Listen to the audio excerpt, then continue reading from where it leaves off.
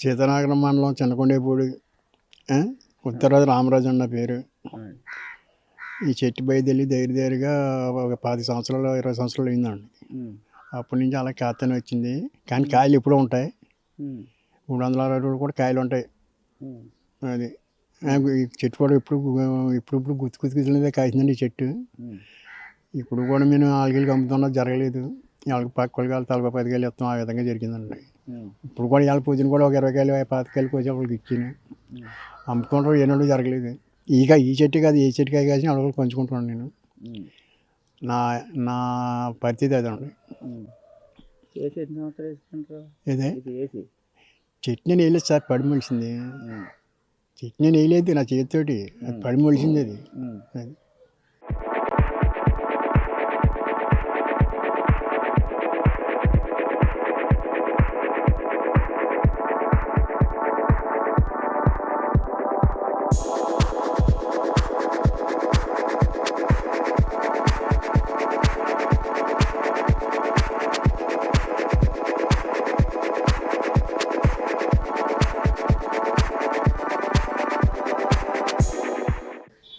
మరి ఇలాగ కాయలు కాయటం వల్ల మీకు ఏమని ఏంటి మామూలు ఒకటి కాయసు ఇలాంటిది కాస్తున్నాయి కదా, ఏమనిపిస్తుంది మీకు?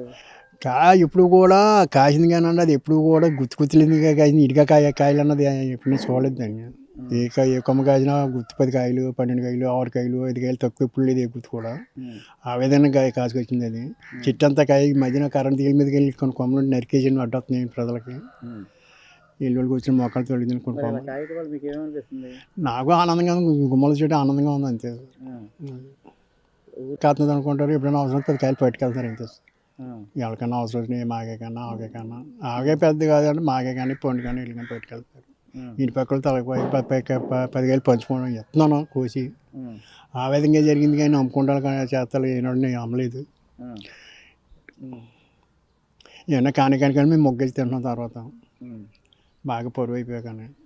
ఆ విధంగా నేను ఆ ఐడియా నాకు ఎప్పుడు లేదు సార్. ఆ చెట్టు కాస్తున్నది అనుకున్నాను కానీ ఇది ఎందుకు కాస్తున్నదో ఏంటన్నా కూడా నాకు ఐడియా ఎప్పుడు రాలేదు.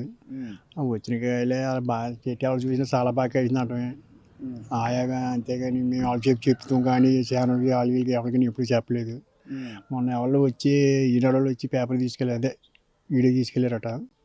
అది పేపర్లో పడ్డా నేను చూడలేదు. పేపర్ కూడా ఇప్పుడు దాకానే. మా అబ్బాయి నిన్న ఇంటికి వచ్చేటప్పటికి నాన్న ఇలా బాగుంది చెట్టు పేపర్లో పడ్డదని చెప్పాడు. చాలా ఆనందం అయింది. పేపర్లో పడ్డది సార్, నాకు చాలా ఆనందం అయింది. అందుకని ఏమంటారు.